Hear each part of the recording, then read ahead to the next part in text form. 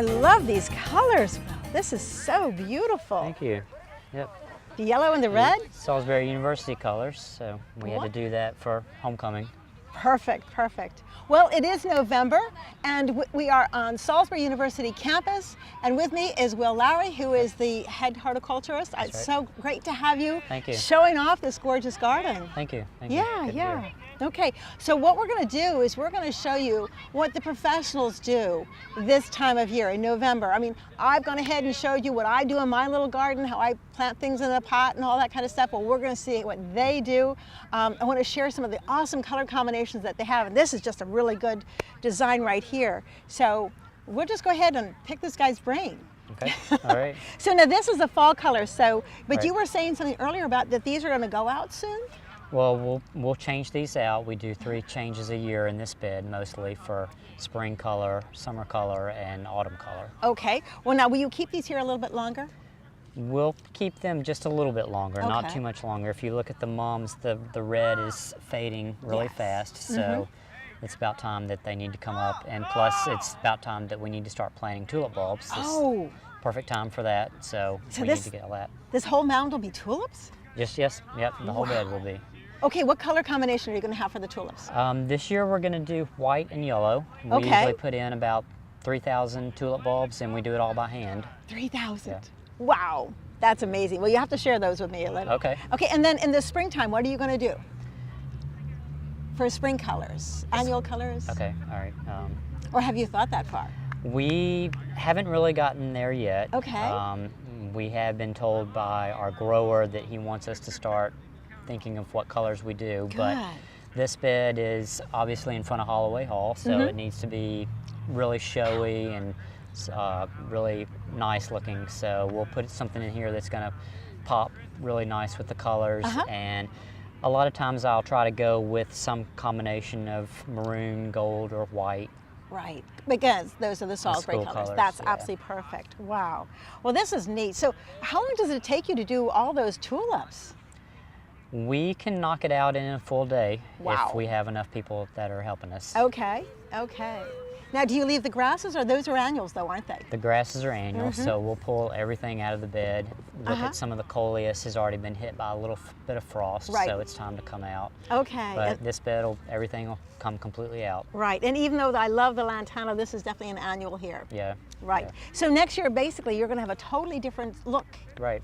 That's Right. so cool. That's so cool. Well, I mentioned before that they have some really, really beautiful containers, but I think that they have a beautiful tree that shows gorgeous autumn colors. So let's take a look at that first. Okay. All right. Wow, she is a beauty. Isn't she nice? Now, so she's a sugar maple. Right. Yep. You know, sugar maples, a lot of people feel they don't do well here because we're too far south. But I've noticed, because I have one on my own property, that as long as they have a chance to get well established into the ground, like this guy has, then they do just fine. It is very warm here in the summertime, Yep. but it's cold enough for them. I don't think that we would be tapping it for sugar maple, but it's pretty darn cool. Right. So, nice, nice. Right. And look at this baby. Oh my goodness. Is that an elm? That's an American elm, yes. It's the Wicomico County champion American elm. So how old do you think that this is then? Well, the building was built in the mid-20s, Okay. so we think that the elm was probably planted about that time. It may have been here a little bit before that, but the girth of the tree, I mean, it's got to be at least 100 years old, if not more than that. Wow, it is just amazing. It is just amazing. So it's kind of coming on to its 100-year anniversary here then. Right. That's really good. We should have like a party for Yeah. it. Elms are so beautiful. We have these beautiful American elms, but when we started introducing other trees, we brought other insects, which brought other diseases. So the Dutch elm disease has pretty much made these almost extinct. So it's wonderful to see a tree this size that is still so healthy looking. Right, right. I've also heard a little hearsay that Dutch elms, American elms don't like to be grown in sandy soils, and so we have a lot of sandy soils here on the shore. Yeah.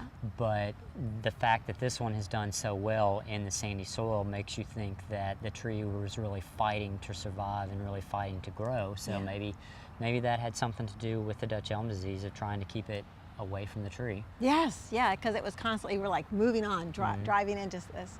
Wonderful. Well, it's neat because not only do you plan beautiful gardens and all this kind of stuff, but you take care of wonderful trees like that. Right. Yeah. That is awesome. So today you've got these beautiful planters, but this is the end of summer, so are they all going?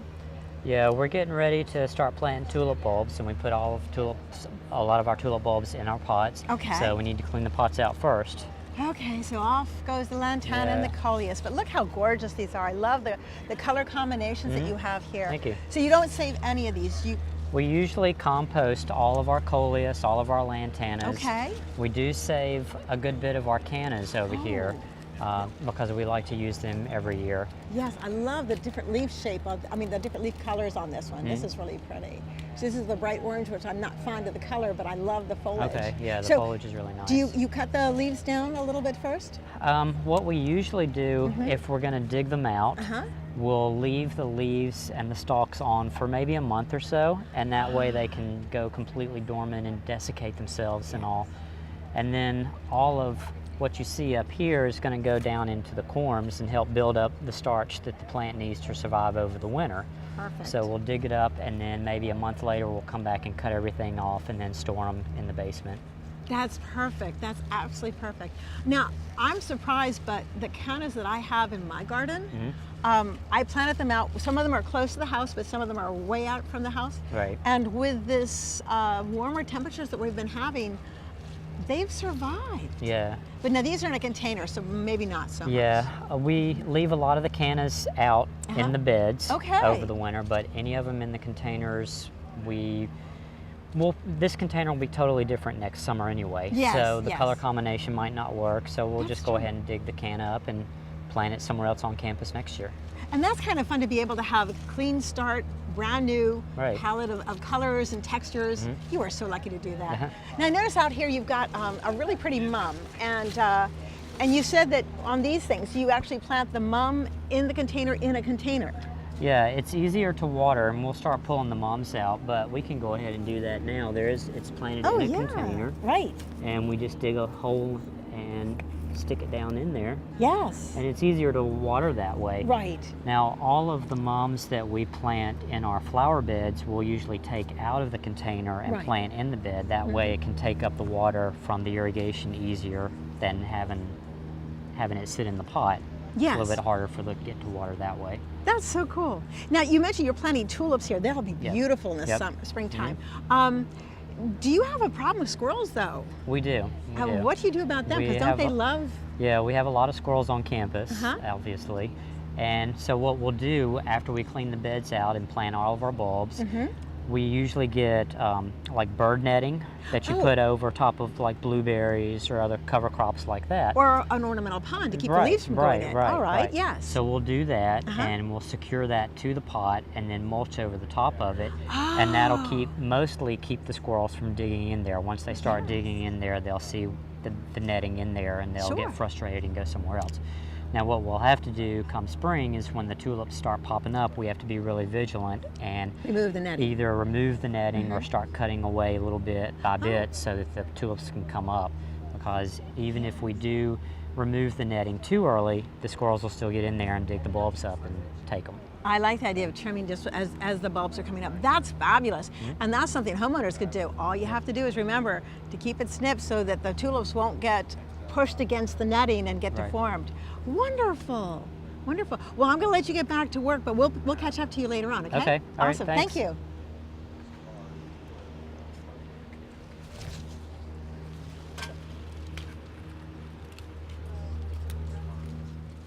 Hey, Julie. Hi, Jenny. How are you? I'm good, I'm good. I'm going to introduce you to my friends today. This is Julie Golightly, and she works at Salisbury University with the horticulture department also. And you've been here 2 years? 3 years. 3 years, that's awesome, awesome. So you're in charge also of coming up with some gorgeous plantings here. I love the color palette. Thank you. This is a fun one. This is a new bed that we've recently made some improvements to and brought in a lot of orange. Oh, and okay. I really wanted to combine oranges and purples, and we do have some pinks, but predominantly oranges and purples through here. Well, that's good because because the orange and the purple are on the opposite side of the color wheel. I'm always talking about that and how that makes the colors pop. Well, you're right off of 13, so I imagine that having this color and all these plant materials soften the noise of the traffic. What do you think? They do. It helps. That's good. It certainly helps, and if anything else, it's pleasing to look at. It so is. That's what I like. And look, you even have a critter here, a praying mantis. Me too. Look at him. He blends right into the sedum. He does. Hello. And that's the neat part too about when we're adding some of our plants, we keep in mind those that are going to be beneficials and pollinators. So we get a lot of neat wildlife. So we see praying mantis on a regular basis. We see a lot of different bees. We see different butterflies and monarchs. Awesome. Yes. Awesome. And I noticed you've got some beautiful asters back there. I have the purple dome at my place. Yes. That doesn't look the same. Which one is That's that? not. That's bluebird. Oh, and let's take a bluebird look at stands it. nice and upright. Okay. And this aster is a bluebird aster. Oh, and okay. I like planting it because it grows nice and stiff and upright. It doesn't fall over like many of the asters. Oh, and it right. blooms very late in the season. It's very slow to fade, and it gives that vibrant blue, and oftentimes you'll find bees and monarchs love it. Wow. See if we can find it. There's a lot of bees around here. Yes, there are. Feeding. The other thing I think is so beautiful is that the flower itself is bright blue, but it has that beautiful yellow Yes. anthers, which are just spectacular. And there's a bee right there. Hello, little bee. There he goes. You know, it's interesting. People are so afraid of bees because they think that the bees are going to sting them. But when they're working the flowers, they're working. They're working. They're not interested in stinging. No, they have no interest in people whatsoever. Right. So, right. oh man, this is so cool. So this has been a fun garden. Back to what I was talking to about the oranges. So the color palette that we chose, we did it based off of the availability because we found some really neat orange Echinacea. Let's take a and look they just at them. happened to be available, and you know, spring, summer's not the only time to plant. That's so true. Now is a good time. It's a great time to It really plant. is. Well, let's go ahead and take a look Okay. at those orange ones. I think they're gorgeous. Oh, these are beautiful. Aren't they pretty? This is an orange Echinacea that we found, and it's sombrero. It's beautiful, adobe orange, and it gives that really intense orange, which is going to be great with the purple, the upright verbena, the spreading verbena that we have in front of it. Yes. And then we found these red hot pokers, but this is going to be more of a dwarf, small, compact, and it's called Mango Popsicle. So Mango Popsicle. Yes. I like the dwarfness of it, and I love the color. I mean, like it looks like embers. It does. So this It is a does. perfect fall color because of all the autumn colors. Yes. Anyways, when you do like a Thanksgiving thing or anything that has to do with autumn, this is so pretty. Now this is blooming kind of a purpley. You can see the flowers still here. yes, obedient plant. And it's nice because you can plant it and forget about it. It spreads. Wow. Yeah, it But does yes, spread. it's finished blooming now. So we just saved the seed heads for a little longer for some fall interest. Yes, yes. I thought that this only came in white and pink, but this is a lavender. It is more of a lavender. Wow. It's pretty. Wow. And so you also have this annual. Yes. This is one of my favorites. It's a It does verbena, reseed. right? Yes, it's an upright verbena. And I like it. It's tall and it's airy and can be planted with almost anything. So you can plant things in front or behind it and everything still shows through. It reminds me of a whole bunch of balloons that some kid just let go and they're all just kind of floating in the air. They're so pretty. Oh, wow. Yeah, so we're excited to see late spring and summer. Yes, yes. You know, everything filling in and blooming. But fall's a great time. We're doing a lot of planting right now. Perennials, shrubs, our trees. And shrubs and trees. Yes. Do you have a second to show us some of those? Sure do. Okay, good. Let's take a look. So this looks like you've done some major trimming on this one. Yes, well, this has been transplanted. Oh, okay, So, okay. It know looks how- like a Hydrangea Paniculata. It is, Oh, it is. okay. And this was in an area where it just got too shady. Right. So we felt it best to move it to some sunlight and give it a chance and see if it does, you know, produces some new growth. And it did get trimmed back in order to do so. Right. But so fall's a good time to transplant, not just plant, but Absolutely. transplanting. We get those good rains like we recently got, Yes. and nice cooler temperatures, and it's just a really good chance for those plants to sink their roots in and Excellent. yeah, Excellent. hopefully thrive next year. I've noticed that the roots with a more fibrous root system really thrive when you plant them in the fall. But I mean, like these guys have a fabulous root system, so that's great. And it gives them a second chance on life, because if they were in the shade, they were like, oh, nobody loves me. Now everybody loves you. That's right. That's right. So it's out in the public and it has to perform well. Yes, she does. Yes, she does. So in the springtime, you'll come to see how much, because you've got a lot of good buds on here. We will. We'll look to see how the growth is and maybe do some more pruning if necessary. Right, so you could see the buds right there. Yeah. All right, well, that's great. Awesome. Well, you mentioned pansies. Shall we go take a look at those? Yes, we're also planting pansies. I love pansies in the fall. They are so cheerful. They have the cutest little faces. Let's go check it out. Okay. Hey, Haley, how's it going? I'm going good. How are you? Good, good. I see you've got your pansies going. Do you break up the soil or anything like that with the pansies?